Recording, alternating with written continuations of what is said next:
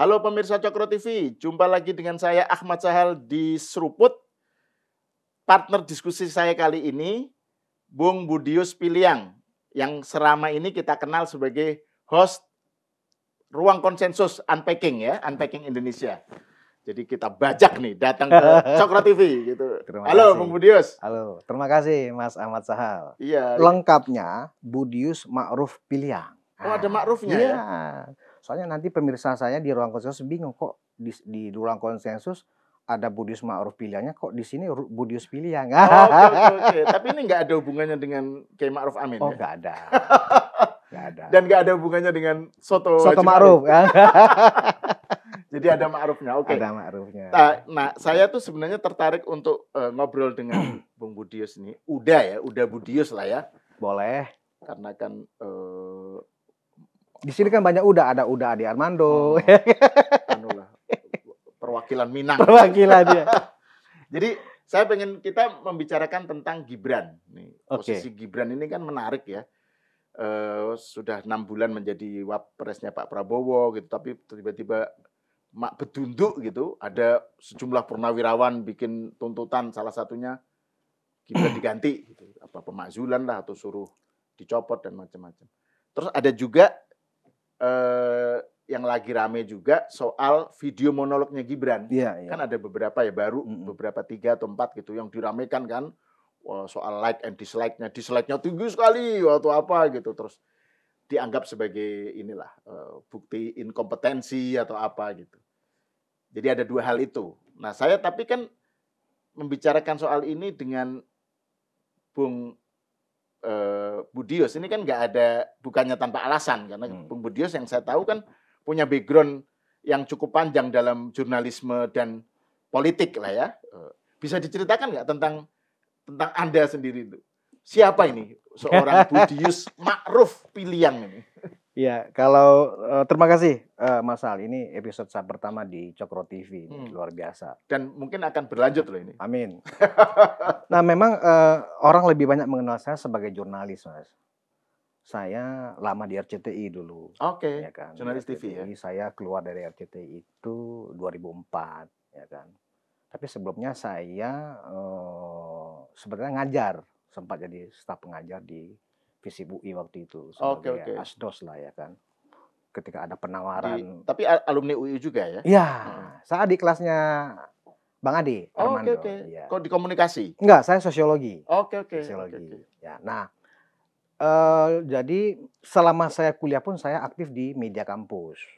Ya kan, saya pernah bikin penerbitan juga di kampus waktu itu.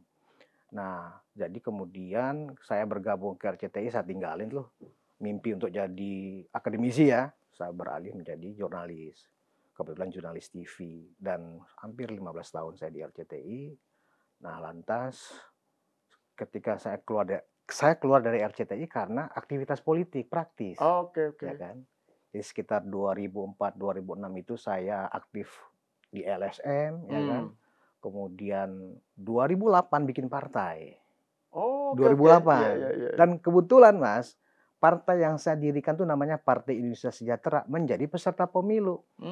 Jadi saya pikir pengalaman yang paling menarik sebagai politisi itu adalah ketika merintis sebuah pendirian partai sampai menjadi partai peserta pemilu. Itu luar biasa kerjanya. Ya kan? Nah, tapi alhamdulillah partai saya waktu itu pemilu 2009 nggak lolos parliamentary threshold. Iya. Dan saya setelah partai saya lolos sebagai peserta pemilu, saya nggak nyalek dari partai saya.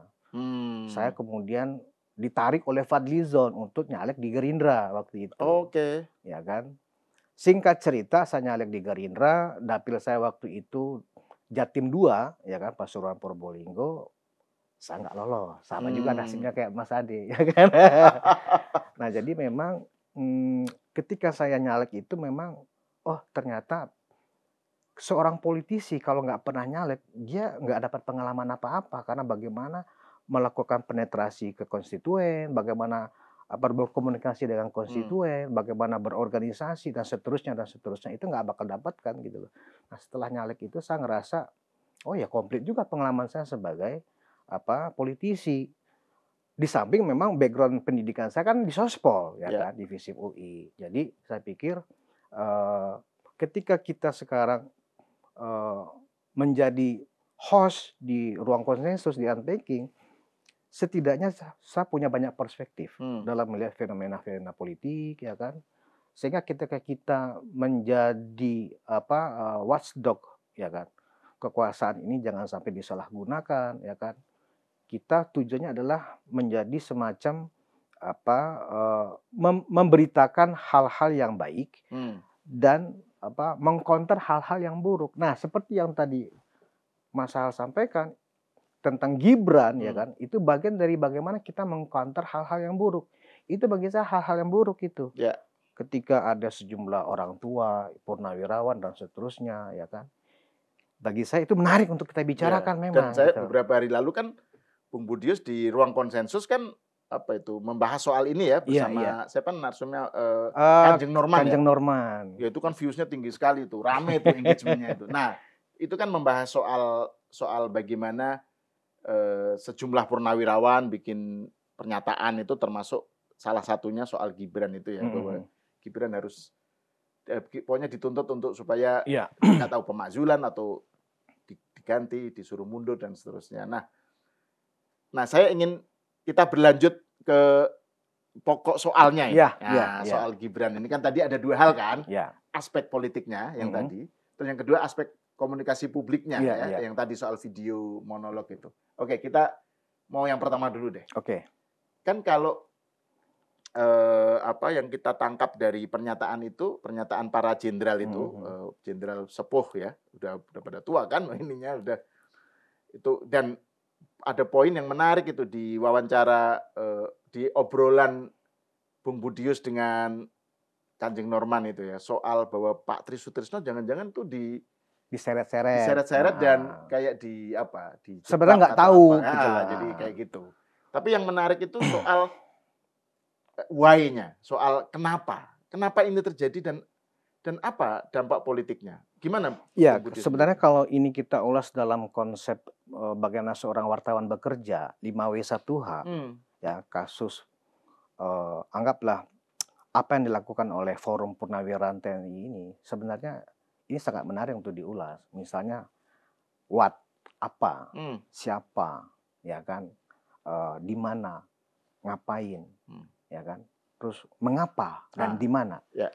Nah, kalau kita lihat dari sisi itu, Mas Hal, sebenarnya kalau dalam penilaian saya, apa yang dilakukan oleh orang tua kita ini atas nama Purnawirawan TNI itu, kalau bahasanya Bro Norman, sahabat saya, Kanjeng Norman, itu kan otak udang. Kan? Ya. Mereka kan otak udang. Kenapa otak udang? Padahal kan mereka itu kan sudah melewati sebuah fase prestasi yang hebat di militer, di TNI. Mereka sudah melewati Sesko, mereka sudah melewati Lemhanas. Tapi yang diusulkan 8 butir. Saya sebenarnya ingin mengulas, tapi kayaknya besok aja di forum saya. Nah, kalau misalnya dari aspek politiknya, gitu loh Mas Hal. Aspek politiknya ini nggak lebih dari hanya 2 hal saya lihat. Pertama, ini memang masih residu dari Pilpres. Mereka tidak siap kalah. Dan mencari peluang untuk satu, mengadu domba antara Pak Prabowo dengan Pak Jokowi. Ya, yang kedua adalah dari sisi politiknya itu adalah memang mereka ada keinginan untuk mendowngrade Gibran, ya di mata publik. Dengan isu ini kan mendowngrade itu, diklaim sedemikian rupa bahwa Gibran nggak punya kapasitas, Gibran itu anak haram konstitusi masih, itu yang diglorifikasi juga sampai sekarang. Saya pikir publik pasti akan terbelah dan itu sudah terjadi gitu loh, ya kan? Bung Budius bilang soal residu Pilpres ya. Iya. Kan ada potongan video sejumlah purnawirawan yang sama. Betul. Setidaknya sebagian besar itu mendukung Anies kan. Ini kan kelompok yang mendukung Anies. Iya, makanya. Dukungan pada Anies gitu loh. Jadi ini bukan perkumpulan yang tiba-tiba. Betul. Jadi ini kelompok pendukung Anies yang menyatakan hal yang semacam ini sekarang. Betul. Gitu. Terus tadi yang soal utak udang itu kan kalau nggak salah Kanjeng Norman mengaitkannya dengan konteksnya itu apa ya? Pokoknya pikirannya busuk. Gitu. Melihat sesuatu tuh semuanya busuk gitu. Jadi udah suuzon atau pokoknya udah semuanya salah gitu ya. Maksudnya kaitannya dengan Gibran gitu. Jadi seolah-olah Pak Jokowi dan Mas Gibran itu bagi kubu yang kalah, kubu 16% dan kubu 24%, ya kan, itu target operasi, Mas. Apapun celah akan mereka mainkan. Dari misalnya, kalau isu ijazah palsu kan itu sudah lama, ya kan. Kemudian ada Fufu Fafa sebelumnya juga. Kemudian juga ada kasus OCCRP, ya kan. Kemudian kumat lagi ini ijazah lagi. Kemudian muncul lagi ide memakzulkan. Jadi tujuannya sama sebenarnya. Yeah. Jadi ketika ini nggak berhasil, mereka konsolidasi, kita bikin ini lagi. Begitu seterusnya. Nah, lama-lama kan publik juga udah muak. Kalau nggak boleh kita katakan mual. Karena gitu. partiturnya sama. Partiturnya sama. Jadi cuma anunya aja beda-beda. Ada CCRP, terus kemudian Adili Jokowi. Benar. Terus Fufu Fafa. Apa kan arahnya tetap mendowngrade dan mendelegitimasi Jokowi dan Gibran gitu. Apakah mereka yakin bahwa upaya mereka ini dalam membangun sebuah komunikasi publik untuk mendowngrade atau untuk menjatuhkan Mas Gibran? Saya pikir itu pekerjaan yang sia-sia, nggak akan pernah berhasil. Karena apa? Masing-masing kan sudah punya kolam, Mas Aham. Ya kan? Ya. Kolam 58% ini bahkan bisa bertambah 60%. Bagaimana reaksi dari Pak Jokowi dan Mas Gibran, saya pikir menghadapi tekanan-tekanan yang jelas-jelas ini merendahkan harga diri, justru kemudian mengundang simpati. Coba kita lihat. Begitu, mungkin kalau bukan seorang Pak Jokowi atau Mas Gibran, mungkin sudah saling melancarkan hinaan barangkali. Tapi kan mereka enggak gitu loh. Nah, jadi kolam yang 58% ini, kalau ini berlanjut terus, bahkan akan meningkat ini. Justru di mata orang-orang yang sempat salah dalam memilih pada waktu Pilpres 2024, pantesan gua kalah. Ternyata mereka karakternya seperti ini. Ternyata kelakuannya buruk seperti ini gitu loh. Orang semua sudah move on. Kita sekarang bagaimana membantu presiden atau membantu pemerintah mengatasi masalah-masalah yang ada di depan mata. Ini malah kerjaan mereka yang selalu untuk memburukkan orang, menjelekkan orang. Seolah-olah diri mereka itu paling bersih, paling benar. Nah, jadi saya pikir kalau kemudian kita khawatir, saya pikir nggak perlu kita khawatir. Karena kolamnya nggak akan berubah, Mas. Ya kan? Apalagi menuju 2029, ya kan? Nah, jadi kalau kita melihat di situ ada Pak Tri Sutrisno sebagai orang yang dituakan di forum Purnawirawan TNI ini. Banyak sekali Mas. Mungkin juga Mas sudah mendengar spekulasi-spekulasi yang muncul, ya kan? Salah satu yang bikin juga saya ini bisa ya bisa tidak nih. Misalnya begini. Spekulasinya konon katanya, ya kan? Oh, ternyata yang sudah mereka persiapkan kan ini pemakzulan nih supaya memberikan masukan kepada Presiden Prabowo untuk mencopot Gibran kan gitu. Nah, konon katanya mereka sudah mempersiapkan seorang jenderal bintang 3 gitu. Yang katanya dikait-kaitkan dengan Pak Tri Sutrisno. Nah, kemudian kita langsung bermain nih. Oh, anak Pak Tri Sutrisno emang ada yang ada ternyata. Ya kan? Bintang 3 aktif saat ini. Jadi kan itu akhirnya ya kan membangun spekulasi yang lebih aneh-aneh lagi nantinya. Nah, ini saya pikir ya sebuah pekerjaan sia-sia dan sayangnya sih memang kalau saya lihat bagaimana media mainstream mengolah ini di dalam menyajikan peristiwa ini, saya pikir memang cenderung gak sehat juga teman-teman media mainstream ini. Ya, saya memang sangat teliti tuh melihat misalnya kayak beberapa talkshow yang dibangun oleh Kompas TV, ya. Mohon maaf saya sebut nama aja karena memang ada faktanya gitu loh. Ya kan CNN Indonesia gitu loh. Jadi mereka membangun bocor alus gitu. Nah, kalau bocor alus kan bukan media mainstream, Mas. Itu kan podcast ya kan. Gitu. Seperti iNews. Jadi seolah-olah begini, judul berita itu Gibran akan dimakzulkan. Seolah-olah peristiwanya sudah ada. Peristiwa penyebab seseorang wapres atau presiden itu dimaksud sudah ada gitu loh. Jadi kan ada semacam framing, ya misleading information gitu loh. Nah, tujuannya apa? Seolah-olah dengan dibangun itu, ya kan, seolah-olah Pak Prabowo kemudian merasa iya ini harus saya perhatikan. Kan dia mintanya ke Pak Prabowo, ya kan meminta kepada Pak Prabowo. Kalau dari sisi mereka ingin memakzulkan Gibran, saya pikir ini memang orang tua sudah lupa kalau nggak boleh kita sebut pikun gitu loh, Mas Ahal. Apa dasarnya? kemudian ujuk-ujuk ya kan mereka meminta supaya memasukkan Gibran. Kalau kita lihat lebih rinci alasan-alasan mereka, salah satunya misalnya seperti yang dijelaskan oleh Bang Yos ya, Letjen Purnawirawan Sutioso. Ya. Gibran itu tidak punya kapasitas. Dari mana dia tahu? Gibran nggak punya kapasitas. Dari umur, ya kan? Dari apa yang dikerjakan selama menjadi wapres. Berarti kan udah pikun barangkali. Kenapa saya bilang pikun? Gini, Mas Ahal. Wapres di sistem kita kan memang bekerja sesuai dengan perintah dan arahan dari presiden. Ya. Nggak bisa dia meng-create sesuatu seolah-olah dia punya prestasi dan dia punya gerakan sendiri. Nggak bisa seperti itu. Apa yang dilakukan oleh wapres, ya kan? Entah sekarang wapresnya Gibran, wapres sebelumnya Kiai Ma'ruf, sebelumnya lagi Pak JK dan seterusnya, apalagi di era Orde Baru, Mas Ahal. Emang apa kinerja kapasitas wapres? Nggak ada. Nah, kalau kemudian Gibran selama ini dilihat hanya dari faktor umur atau karena anak Pak Jokowi, so what gitu loh. Kalau memang karena anak Pak Jokowi dan dianggap tidak punya kapasitas, pada saat Pilpres kemarin nggak bakal menang, Mas. Yakin saya. Ya kan? Saya dengan umur segini, yang anak saya mungkin seumur dengan Mas Gibran, ya kan? Malah saya mendukung kok. Even Gibran pun menjadi capres pun saya ini kesempatan anak muda gitu loh. Ya. Kenapa kita orang tua tidak memberikan kepercayaan? Justru membangun sebuah argumen-argumen seolah-olah kalian gak akan bisa memimpin republik ini. Kalian harus punya pengalaman ini dan itu dan seterusnya.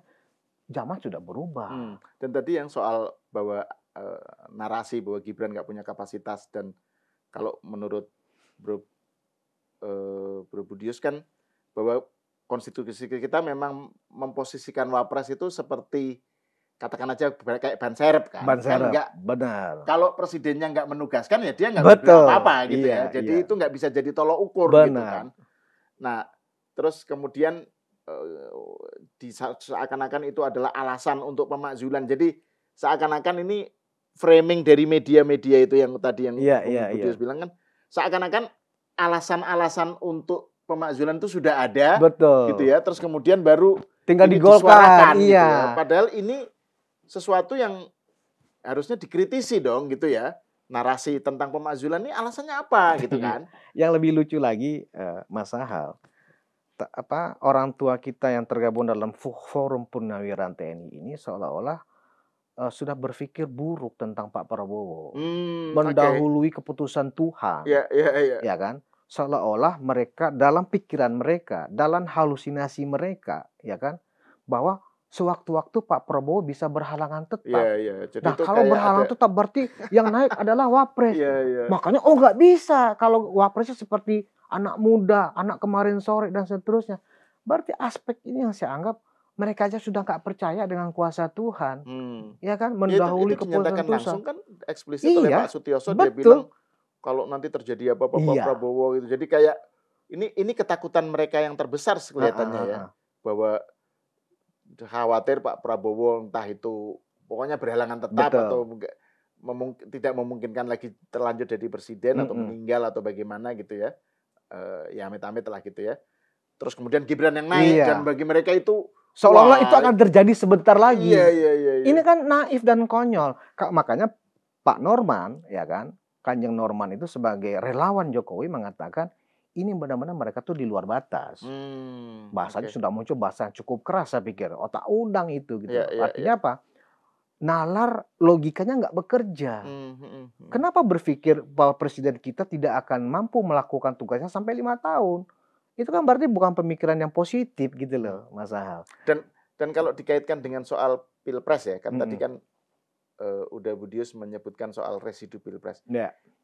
Yang orang juga sering lupakan, Prabowo itu memutuskan Gibran jadi wapres, itu kan ada hitungan-hitungan elektoralnya. Benar. Dan itu dinyatakan oleh Pak Dasko kan. Betul. Jadi kalau nggak pakai Gibran, mungkin belum tentu menang, betul, gitu kan. Betul. Dan artinya ini bukan sesuatu yang kan kesannya itu kan Gibran ini beban, Betul. liability gitu kan, sesuatu yang justru akan membikin Pak Prabowo itu nggak bisa sukses gitu kan, karena dia ini nggak inkompeten lah, dia ini pokoknya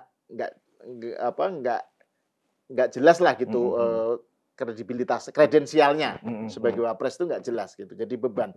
Padahal kalau hitungan-hitungan elektoral kan justru pertimbangan pertama yang mengajukan Gibran kan partai-partai kan, katanya kan waktu itu kan partai-partai justru yang minta supaya Gibran yang diajukan gitu kan. Terus yang kedua, ya ini memang satu-satunya cara pada saat itu ya Pak Prabowo kalau mau menang gitu. Jadi aspek ini yang dilupakan gitu loh.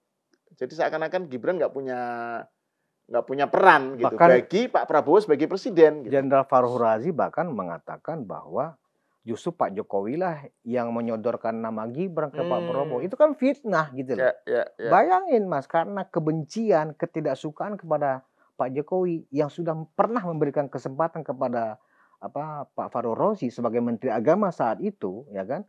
Karena kemudian di reshuffle karena memang ada alasan subjektif dari presiden ya toh.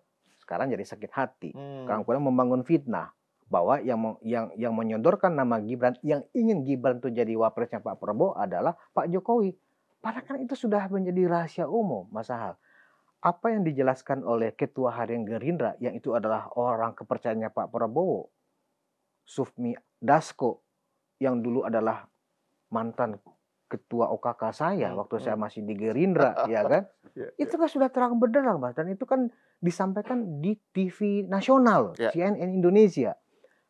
Dari 5 kali pertemuan Pak Prabowo dengan Pak Jokowi, 4 kali kata Pak Dasko, Pak Prabowo meminta restu dari Pak Jokowi supaya mau mengizinkan Gibran sebagai pasangannya.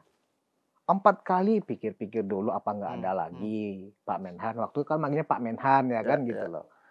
Nah, sampai 4 kali karena yang kelima kali ya udah kalau Bapak memang ingin sekali, saya nggak bisa memutuskan. Tanya saja anaknya. Kan itu jawabannya. Artinya kan dari sana jelas malah Pak Jokowi pada saat itu nggak ingin anaknya ini ikut ke arena itu gitu loh. Karena yang dibayangkan Pak Jokowi waktu itu kan Prabowo Ganjar. Kan, gitu. Jadi skenario awalnya itu. Kan? Ingat nggak yang di GBK rambut putih? Itu kan skenario yang disiapkan Pak Jokowi awalnya. Nah, ini sudah rahasia umum sebenarnya gitu loh. Nah, sayangnya yang menjadi rahasia umum ini seolah-olah itu nggak ada sekarang ini. Seolah-olah itu dibangun lagi cerita baru, ya kan? Dan ini khususnya para pemilih 58% tidak akan terpengaruh, Mas, dengan framing yang mereka bangun ini. Nah, terkait dengan masalah bagaimana reaksi publik ya di media sosial, ya memang saya melihatnya begini, Mas Ahal. Teman-teman 58% ini, ya kan, karena merasa idolanya, jagoannya sudah menang, rata-rata mereka nggak lagi asik bermain sosial media. Mereka nggak aware lagi. Maksudnya ini para pendukung 02? Iya, pendukungnya Pragib ini, ya kan, yang oke gas kan gitu loh. Kita sudah menang, ya udah kita biarkan aja mereka bekerja dan kita lihat. Nah, sementara bagi yang kalah, mereka tuh setiap hari mantau YouTube, TikTok, ya kan, sosial media lah, untuk menyalurkan kekesalan akibat mereka kalah itu. Makanya selalu ramai viewernya itu adalah ketika kubu mereka itu kemudian membangun narasi-narasi, cerita-cerita, disinformasi tentang Pak Jokowi yang jelek-jelek, Pak Prabowo yang jelek-jelek, Mas Gibran yang jelek-jelek. Karena apa? Sakit hatinya nggak hilang-hilang. Sementara yang 58% udah nggak pernah nonton YouTube lagi. Jadi ketika kita bicara tentang Pak Jokowi di kolam mereka nggak akan ada penontonnya, Mas Ahal. Nah kebetulan kan Cokro TV ini menurut saya sih kayaknya kolam penontonnya adalah kolam penonton pendukung pemerintah gitu loh. Dan saya pikir itu sah-sah aja. Ya kan, media yang mengatakan dia tidak berpihak itu omong kosong, Mas. Media itu harus berpihak, tetapi dia harus bertanggung jawab dengan pilihannya. Dia tetap harus memberikan semacam perspektif sudut pandang yang logik, ya kan, berangkat dari realita. bukan ngarang gitu. Hmm. Podcast mungkin bisa ngarang-ngarang. Ya. Karena kan podcast sampai sekarang kan dianggap media bebas. Kayak kita ini kan ngobrol. Ya, podcast itu kan bukan jurnalisme memang. Bukan ya. jurnalisme. Itu opini kan. Betul. Kayak ruang opini di Kompas gitu Iya, kan. iya, Itu iya. kan ya opini kan perspektif subjektif yang sifatnya. Subjektif gitu. yang pakai argumen, mungkin pakai data, pakai apa, tapi kan pada dasarnya tetap opini gitu. Nah, saya mau kembali ke soal tadi ya. Sebelum masuk ke soal video monolognya Gibran ya. Ya. Ini masih soal para purnawirawan itu ya. Pak Prabowo itu kan ya kita tahu background-nya militer kan. Ya. Dan ini tuntutan ini datang dari para seniornya gitu ya. Para purnawirawan yang seakan-akan kayak memberikan pengen tujuannya itu pengen tanda kutip menyelamatkan Prabowo dan seterusnya kan narasinya gitu kan. Tapi dengan cara mereka menuntut semacam ini ya, sebuah paket Prabowo Gibran yang memang itu adalah hasil pemilu demokratis gitu ya. Pilihan terus tiba-tiba mau dipecah gitu, terus kayak menuntut supaya Prabowo meminta supaya Prabowo itu mengusulkan ke MPR gitu ya, agar Gibran dimakzulkan dan lain-lain. Itu apa enggak semacam justru fait accompli ke Prabowo? Bisa disebut begitu. Prabowo kan jadi kayak kayak dipaksa atau apa gitu ya, fait accompli gitu. Menurut Bung? Ya, saya pikir begitu. Seolah-olah mengkondisikan. Kita lihat penjelasan Pak Wiranto ya setelah berkonsultasi dengan Presiden ya kan kelihatan bahwa seolah-olah ini kita terima, kita hargain, kita hormati, tapi ini perlu dikaji. Kalau saya jadi Pak Prabowo, sampaikan aja Pak Wiranto, jangan adu domba saya dengan Mas Gibran, selesai. Tegas gitu loh. Nah, ini yang kita harapkan Pak Presiden supaya ini tidak berlarut-larut ya kan. Karena jangan lagi lah kita selalu, kayaknya saya sebagai media, ya kayaknya kita selalu ada drama-drama terus setiap pekan gitu loh. Ya yang membuat noising di ruang publik. Ini kan bising lagi nih. Yeah. Sebelumnya kan nggak ada. Sebelumnya kan kita kemarin ribut dengan masalah ijazah palsu. Ya kan, sekarang ada lagi yang seperti ini. Kalau soal noise sih tiap saat ada, Bu. Iya. Soal Jokowi di Vatikan aja itu detailnya itu, kenoisannya itu bisa aneh-aneh itu kan, soal Pak Jokowi nggak ada yang ngajak ngomong gitu, atau soal posisi duduknya gitu kan, nah, macam-macam lah gitu. Ya, kebisingan itu kan memang salah satu pengejawantahan dari kita negara demokrasi. Iya, iya. Tetapi ketika kebisingan itu untuk hal-hal yang kita saling membuat dosa, ya kan, membangun fitnah, saya pikir itu yang keliru. Kalau misalnya kita noise di ruang publik berwacana tentang program-program pemerintah secara sudut pandang yang bisa didiskusikan secara sehat, itu yang sebenarnya bagus. Yeah. Misalnya saya sendiri, bagaimana saya melihat tentang Danantara misalnya, ya kan? Saya secara pribadi mendukung pemerintah ini. Tetapi ketika ada programnya yang saya pikir ini perlu penajaman dan harusnya nggak seperti ini, saya bicara gitu loh. Kan berisik juga itu. Betul. Nah, hal-hal seperti itu yang nggak apa-apa kita berisik gitu loh. Betul. Hal-hal semacam soal-soal yang kaitannya dengan program, dengan kebijakan gitu ya, itu yang harus diberisikin. Betul. Gitu ya. Jangan hal-hal yang sifatnya dendam, sifatnya tricky, ya kan, ingin menjatuhkan, apalagi pemakzulan itu kan saya pikir ada juga yang sebagai menganggap ini diam-diam adalah upaya makar sebenarnya, ya kan? Tergantung sudut pandang mana mau kita pakai, ya kan? Nah, kalau memang pemakzulan, ya kan, pemakzulan itu bukan perkara mudah. Ada nggak dasar-dasar untuk dilakukan pemakzulan? Nggak ada. Betul. Dan nggak perlu sekolah tinggi-tinggi, Mas Sahal, untuk kita bisa mengidentifikasi apakah ada unsur pemakzulan. Nggak ada. Lantas apalagi yang perlu diributkan? Makanya sebenarnya saya terpancing nih untuk membicarakan item per item ini. Maka saya harus tahan dulu nih, nanti. Besok kita bahas itu. Tapi terkait dengan monolognya Mas Wapres itu, ya kan? Oh, video monolog. Video monolog yang tadi Mas Sahal tanyakan beralih ke soal yang kedua nih. Iya. Soal masih terkait dengan Gibran. Iya. Soal Gibran dan komunikasi publik lah ya, sebagai Wapres. Kan ada mengeluarkan 3 atau 4 video monolog dan itu yang rame itu, diramekan itu misalnya soal dislike-nya tinggi sekali, like-nya kok kecil. Jadi yang misalnya. diramaikan dislike dan like-nya ya, Ya, bukan substansinya ya. Nah itu banyak yang langsung menyerang Gibran-nya, gitu. Jadi yang diserang adalah subjeknya, si narsumnya lah gitu ya, Gibran-nya. Tapi jarang yang mempersoalkan atau membahas soal isunya, substansinya gitu. Ada sih memang kayak Ferry Irwandi gitu misalnya, dia membahas soal bonus demografi. Kan Gibran salah satu isunya kan bonus demografi. Dia membahas soal bonus demografi. Harusnya kan arah diskusinya ke sana. Betul. Gitu ya. Tapi enggak, yang muncul dalam percakapan di medsos, di X terutama itu, dan juga di YouTube lah ya, itu adalah ya lagi-lagi yang diserang Gibran-nya. Gitu. Seakan-akan Gibran ngapain pun, dia bikin atau nggak bikin monolog, ya dia salah. Gitu. Menurut Bung Budius gimana? Ya, ada dua YouTube-nya Mas Wapres yang heboh gitu ya. Satu yang tentang membahas bonus demografi, kemudian tentang hilirisasi.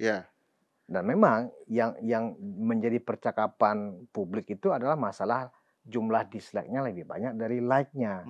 Dan kita nggak tahu apakah itu organik atau buzzer kan gitu loh. Buzzer atau bot kita nggak tahu gitu. Saya pikir teman-teman dari 58% juga nggak akan terpancing untuk memperbanyak dislike juga kepada video-video yang berlawanan dengan kita. Akhirnya saya yakin teman-teman 58% ini berpikirnya sangat rasional gitu loh.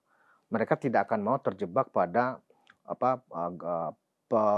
penggiringan ya kepada hal-hal yang sifatnya sangat tidak terpelajar seperti itu, ya kan. Nah, dari sisi materi atau substansi yang disampaikan oleh Mas Gibran, saya justru melihat sebaliknya dari pendangkalan yang disampaikan orang-orang, akademisi, pengamat dan seterusnya yang menilai sangat negatif tentang Mas Gibran. Nah, itu kan terlihat memang nggak ada isi kepalanya itu. Wapres kok isi monolog, harusnya Wapres tuh dialog kan gitu loh. Loh, mereka kan nggak tahu. Jangan-jangan itu perintah presiden kan gitu loh Mas, ya kan? Kenapa kemudian Anda hakimi gitu loh, ya toh? Nah, dari sisi substansi saya pikir sangat menarik. Poin-poin yang disampaikan oleh Mas Wapres itu sangat penting. Kalau ada generasi kita Mas Sahal menganggap bahwa bonus demografi itu sebagai sesuatu yang business as usual, gitu, sesuatu yang biasa-biasa saja, kita keliru Mas, gitu loh. Nah, Mas Gibran sebagai bagian dari generasi yang akan melimpah ya secara populasi dari mulai 2030 sampai 2045, mengingatkan dari sekarang ke kelompok generasi mereka bahwa kita orang muda jangan ragu, jangan pernah minder, jangan pernah rendah diri ketika kita ingin mencoba berbuat lebih baik daripada orang tua, daripada orang lebih tua dari kita. Karena di era kita nanti, ya kan, kita ini yang banyak pegang peranan, memegang pos-pos penting di Republik ini. Itu kan sesuatu yang bagus, Mas. Ya kan? Dan potensi masalah ketika bonus demografi itu adalah lapangan pekerjaan, Mas Sahal. Bayangkan, kalau misalnya anggap saja 2030 penduduk kita bisa mencapai 290 juta, dan 70% atau 75% dari 290 juta itu adalah generasi muda atau yang berusia dari 25 tahun sampai 40 tahun, ya kan? Atau sampai 55 tahun. Bayangin bagaimana pemerintah bisa menyiapkan lapangan pekerjaan. Meledaknya seperti itu. Nah, kita ada 2 negara yang kita bisa belajar dari situ tentang bagaimana menggunakan bonus demografi. Itu yang diingatkan Mas Gibran. Misalnya seperti bagaimana Korea Selatan menyiapkan negaranya ketika bonus demografi mereka hadapi. Begitu juga India. Harusnya informasi itu sangat penting supaya kita juga segera melakukan sesuatu. Dan itu kan tugas seorang pemimpin. Bisa jadi itu sebenarnya tugas Pak Prabowo, tapi didelegasikan ke Mas Gibran. Kenapa Anda katakan terlihat bahwa Mas Gibran sebagai Wapres nggak ada kerjaannya, makanya bikin monolog. Seolah-olah monolog itu menunjukkan kan sampai begini loh Mas Sahal. Itu saking takutnya menghadapi orang-orang, dia hanya monolog aja. Iya, Harusnya kan di kampus bicara, kan iya, kayak itunya selalu kan arahnya tentang inkompetensi dan Yes, ketidakbecusan. iya. Masih ijo, masih terlalu dipaksakan. Kan sebenarnya mengarah ke image semacam itu yang mau ditampilkan kan. Iya iya. Kenapa Gibran diserang dari aspek Gibrannya, itu kan sejak awal kan itu soal Samsul gitu Mhm. misalnya yang dulu kan. Iya. Terus dari awal lah gitu ya, dari sejak dia tampil sampai sekarang itu kan image itu yang mau disampaikan bahwa dia Mhm. nggak becus, inkompeten, masih ijo dan terus terlalu dipaksakan dan seterusnya, nggak berani ke kampus, apa beraninya monolog Mhm. dan yang misalnya Rocky Gerung bilang bahwa ini video monolog ini adalah cermin apa kekosongan pikiran dan konsep gitu dari Gibran. Jadi ekspresinya itu kayak kelihatan eh, jadi dia nggak membahasnya itu di kepalanya nggak ada gitu. Jadi itu dia ngomong Membaca tapi naskah baca ya kan? naskah saja gitu. Ya tapi kan ya memang yang penting kan menyampaikan ide kan. Nah itu Mhm. makanya sebenarnya kenapa nggak fokus ke substansinya, Mhm. ke pokok bahasannya, pokok masalahnya gitu. Nah memang memang upaya untuk selalu setiap dimanapun sudut yang bisa mereka, jatuhkan, kredibilitas, reputasi, nama baik Mas Wapres ini, mereka akan hantam, Mas. Kita kan selama ini nggak pernah loh, Mas, di YouTube itu ada menggunakan fasilitas dislike itu. Selama Hmm. ini nggak pernah kan? Tiba-tiba dipakai nih sekarang. Karena mungkin dengan cara itulah merendahkan Mas Gibran. Emang Mas Gibran rendah dengan itu? Enggak. Kalau menurut saya gitu Ya, ya. ya. Ya kan? Jadi ketika itu mereka pakai, ya kan, itu kan mencerminkan bahwa mereka-mereka ini memang nggak bisa move on dari sakit hati dan kekalahan. Bahwa Mas Gibran itu misalnya kompeten atau tidak kompeten, yang paling tahu dan yang paling objektif menilai kompetensi seorang wapres adalah presidennya. Hmm. Gini loh Mas, awal-awal setelah dilantik 20 Oktober, ketika Mas Gibran langsung lihat proyek pembangunan ke sana kemari, ya salah juga, Hmm. ya kan? Oh lagi cari panggung, ya kan? Jadi aktif salah, diam salah, ya kan? Terus mau Anda apa? Kan gitu loh. Nah, ini saya pikir tugas kita Mas Sahal untuk memberikan semacam penjelasan di ruang publik seperti ini ya. Kita nggak usah terpengaruh, kita nggak usah terhasut Hmm. ya oleh agenda-agenda yang mereka mainkan seperti ini. Dan saya berharap sebenarnya Presiden Prabowo nggak berlama-lama juga membiarkan ini menjadi isu terus, ya kan Hmm. digoreng terus ini, ya kan. Seolah-olah memang 8 poin yang diusulkan Purnawirawan itu sesuatu hal yang penting. Kan disebut wah ini benar-benar sudah melewati kajian, sudah melakukan pendalaman dan ini kan dipikirkan oleh orang-orang yang dulu pernah berjasa, sudah melewati jenjang karir yang Hmm. tinggi dan seterusnya. Saya pikir justru pikiran-pikiran seperti ini, pikiran yang muncul dari orang yang sakit hati. Hmm. Orang yang muncul dari pikiran hatinya sempit. Pikiran-pikiran muncul dari orang-orang tua yang tidak pernah memberikan kesempatan kepada orang muda.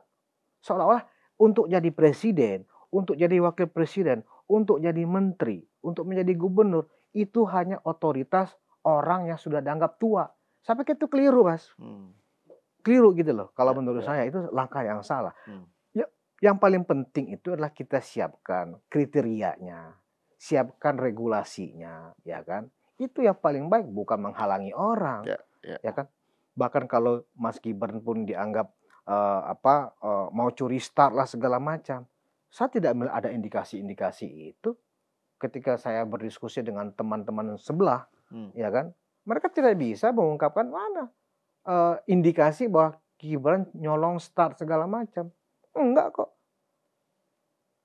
Pak Jokowi sebagai orang tua, ketika ditanya oleh media, waktu 3 bulan pertama pemerintahan ini berjalan, apa nasihat buat Mas Wapres? Ojo kemajon kan Mas? Hmm. Hmm. Hmm. Jangan mendahului. Ya, ya. Entah jangan mendahului Ya, presiden, ya. jangan mendahului senior, ya kan? Kan itu nasihat yang baik dari orang Hmm. tua. Hmm. Hmm. Kamu ini adalah wapres. Jangan terlalu jauh melangkah. Apa yang diperintahkan presiden, itu yang kamu jalankan. Hmm. Hmm. Hmm. Apa sih yang salah? Kan begitu, Ya, ya. Mas Sahal. Nah, tergantung nih bagaimana kita, teman-teman yang di luar ini, nggak usah juga kita berpretensi, Mas. Mereka kita bisa sadarkan, nggak usah. Itu udah penyakit hati. Kalau Iya, bahasa iya, Bunda iya. itu udah penyakit hati, ya kan? Bahwa di sini ada dalangnya. Saya tahu persis, Mas. Secara hipotetik, dalang di balik siapa di belakang ini, saya paham. Emang semua jenderal yang terlibat dalam petisi ini? Enggak semua purnawirawan jenderal kok. Karena saya berteman baik dengan banyak teman-teman purnawirawan dan jenderal juga. Karena kan sekitar 4 tahun yang lalu, saya kan pernah menjadi pemimpin redaksi majalah militer, Mas. Majalah Angkatan Bersenjata. Saya bergaul dengan para banyak jenderal gitu loh. Dan teman-teman yang saya tahu orang-orang baik itu, saya lihat listnya nggak ada di situ, Mas. Nggak ada daftarnya gitu. Contoh, Pak Yudo Margono, mantan Panglima, ada nggak? Nggak ada. Ya kan? Ya. Pak Dudung, nggak ada. Nah, jadi memang kalau kita lihat, kita tracking nih, siapa aja sih mereka? Oh iya, mereka orang sana dulu. Nah, kenapa kemudian muncul Pak Tri sebagai orang dituakan yang tanda tangannya paling bawah? Ini juga jadi pertanyaan sebenarnya. Tapi saya bilang, ngapain jadi pertanyaan? Jangan-jangan spekulasi yang tadi saya sampaikan, ada kepentingan ini. Ya kan? Atau pernah sakit hati. Ya kan? Ketika Jenderal Kunto, anaknya Pak Tri itu, ya kan pernah digeser dari Pangdam Siliwangi. Karena pernah membuat sebuah tulisan, kemudian rame ya kan, di media pada saat itu. Nah, mungkin sakit hati di situ. Tapi Pak Tri juga lupa, pada saat periode pertama, mantu Pak Tri kan dihargai dan diapresiasi oleh Pak Jokowi sebagai Menteri Pertahanan. Gitu loh. Kenapa kok balasannya seperti ini? Dan juga publik gak lupa, pada saat Pak Tri sakit dan dirawat, Pak Jokowi waktu itu masih menjabat datang langsung menengok. Itu kan bentuk penghormatan. Kenapa kok Pak Tri tidak memandang itu? Kita kan orang Timur, Mas Sahal. Ya, kebaikan orang sekecil apapun nggak boleh kita lupakan, apalagi kita khianati. Saya menilai ini, mohon maaf, Pak Tri memang ada yang keliru, ya kan? Saya nggak akan menyampaikan kata-kata yang lebih sadis lagi, tapi saya pikir ini nggak betul gitu loh. Bahwa Pak Tri memang nggak suka, misalnya dengan terpilihnya Mas Gibran, kan nggak perlu diaktualisasikan dengan cara-cara seperti ini. Kan bisa lewat ngobrol atau langsung telepon aja ke Pak Prabowo gitu loh. Jadi nggak bikin heboh dan seterusnya. Saya pikir itu lebih produktif dan lebih konstruktif. Kehebohannya juga sia-sia ya. Sia-sia.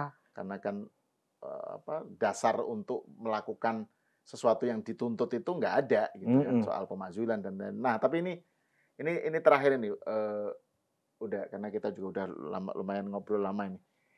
Kan tadi ini kan Pak Prabowo Gibran sudah 6 bulan nih, kan? Tapi kan isu-isu yang dimunculkan untuk nyerang itu kan masih isu-isu yang tadi tuh, residu pilpres lah, basisnya misalnya pengen supaya Jokowi Prabowo pecah gitu kan, atau Prabowo Gibran pecah dan seterusnya.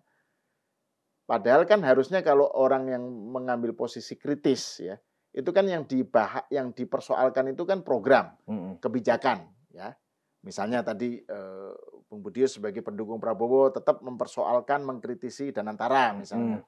Atau soal ide koperasi Merah Putih. Yang itu juga saya punya banyak sekali catatan itu, Mas Sahal. Sesuatu agenda-agenda ide-ide kebijakan yang layak untuk dipersoalkan. Kan? Setuju. Jadi harusnya kan kita mengarahkan energi itu mengkritisi program-program andalan Pak Prabowo atau program-program lain lah yang menjadi ininya Pak Prabowo, kabinet pemerintahan Prabowo gitu. Nah, gimana menurut? Iya, saya pikir sebaiknya memang supaya lebih konstruktif gitu. Pertama, narasinya. Isu masalah pemakzulan ini hanya Pak Prabowo yang bisa menghentikan, yang lain nggak bisa. Ya, kalau memang secara alur yang mereka inginkan, ya kan Pak Prabowo kemudian berinisiatif, kan nggak bisa. Presiden nggak punya inisiatif di situ. Kalau urusan pemakzulan itu urusannya DPR dan MPR, ya kan. Presiden nggak punya. Nah, dalam kapasitas Pak Prabowo sebagai ketua partai, ya kan, kalau memang berniat seperti itu, ya silahkan saja. Kan juga kita nggak bisa melarang. kalau Pak Prabowo memang merasa ini kan teman-teman saya satu alumni Akabri ya kan. Senior saya juga banyak di situ. Tapi kan Pak Prabowo harus ingat, mereka pada saat Pak Prabowo dulu dituduh pelanggar HAM dan segala macam. Mereka kan orang yang juga mendorong Pak Prabowo untuk dicopot dan seterusnya. Tidak membantu juga. Jadi Pak Prabowo juga harusnya benar-benar bijak menilai siapa mereka ini sesungguhnya. Nah, yang terakhir aja, mereka itu pada saat Pilpres 2024, ya kan, ada di kubu mana? Bisa saja pada saat 2014, 2019 ada sebagian dari purnawirawan ini yang mendukung Prabowo. Tapi kan itu sudah selesai, kan kalah. Nah, pada saat yang menang ini kan bisa di tracking itu semua, Mas Sahal. Oh, misalnya Fahrul Razi di mana?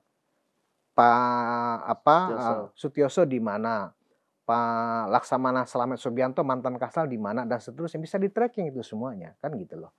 Nah kemudian bagaimana kita bisa mengarahkan energi publik ini ya menjadi lebih produktif? Saya pikir nggak ada lagi caranya selain Pak Prabowo yang bikin statement. Nggak usah statement panjang-panjang. Ketika doorstop aja misalnya ditanya media, ya saya sudah kaji, saya sudah pikirkan. Secara mendalam misalnya ya bahasa presiden seperti itu, saya pikir upaya-upaya untuk mencoba memecah belah saya dengan wapres saya itu sebenarnya yang dilakukan. Sayalah orang yang bisa menilai kapasitas dan kinerja wapres saya, ya kan? Tidak ada yang lain. Saya yang tahu apa yang dilakukan Mas Gibran sejauh ini sudah sesuai dengan apa yang saya arahkan, selesai. Kalau tidak dilakukan oleh Pak Presiden secepatnya, lebih kurang narasi seperti itu Mas Sahal, ini digoreng terus. Dan memang bisa berdampak kepada instabilitas politik, ya kan? Nah, apalagi kalau mengacu kepada butir-butir yang disampaikan itu kan butirnya semuanya kan memecah belah. Contoh, butir keberapa? Mengembalikan Polri ke Mendagri dan pisah dari TNI, itu kan memecah belah. Kalau itu kita bahas itu rame itu, Mas Sahal. Kan gitu loh. Nah, jadi saya pikir 8 poin yang diusulkan oleh penawaran TNI ini nggak layak itu dibahas juga. Karena nggak ada nilainya buat saya. Oh kalau ini sudah melalui kajian yang mendalam ya, oleh orang yang sudah melewati jabatan-jabatan strategis, itu omong kosong. Itu hanya retorika Mas Sahal. Nggak ada itu. Coba sekarang kita tanya aja secara umum. Kembali ke UUD 45 asli. Apa maksudnya coba? Ya kan, sangat absurd. Artinya kalau ide itu disampaikan, kita bisa tracking ke belakang. Siapa sih awalnya? Orang-orang yang punya hajatan sejak lama nih. Kembali ke UUD 45 asli lah, kembali ke UUD 45 asli lah gitu loh. Padahal kan seluruh proses amandemen, sampai ke 4 kali amandemen ini, kan proses sangat terbuka. Dan ini memang digunakan. Karena UUD 45 yang asli, yang dibuat 18 Agustus 45 itu, kan dibuat sesuai dengan kondisi saat itu. Sementara kan kita sudah hampir 80 tahun merdeka. Masa masih menggunakan patokan-patokan yang dibuat oleh para founding fathers kita. Sementara perubahan zaman luar biasa saat ini. Apalagi sampai 80 tahun. Kita aja Mas Sahal melihat perubahan begitu cepatnya zaman, khususnya sejak teknologi informasi ini. Kita kaget-kaget Mas. Nah, perlu memang penyesuaian-penyesuaian. Kalau kemudian itu aja kita ulas, kembali ke UUD 45 asli, panjang ceritanya itu Mas. Dan itu pembicaraan yang sia-sia. Kalau ada manfaatnya mungkin masih menarik, walaupun panjang ya kan, masih menarik. Tapi kalau hanya sekedar membahas pepesan kosong, ya, membahas romantika masa lalu yang memang harus kita tinggalkan, buat apa? Nah, makanya ya maklumlah akhirnya kita sebagai yang lebih muda dari orang tua purnawirawan ini, ya maklumlah namanya juga aki-aki. Paling begitu aja, maklumlah namanya juga aki-aki, ya kan gitu. Oke, saya kira ini sebuah awal obrolan yang menarik dan perlu kita lanjutkan di episode lanjutnya tentang topik yang lain. Nah, pokoknya intinya kita harus sering ngobrol ini, Bung Budius, di Cokro TV maupun di Unpacking ya, di Ruang Konsensus. Oke, terima kasih Uda Budius Piliang atas diskusinya, atas obrolannya. Pemirsa, sampai di sini dulu. Kita berjumpa lagi di episode selanjutnya.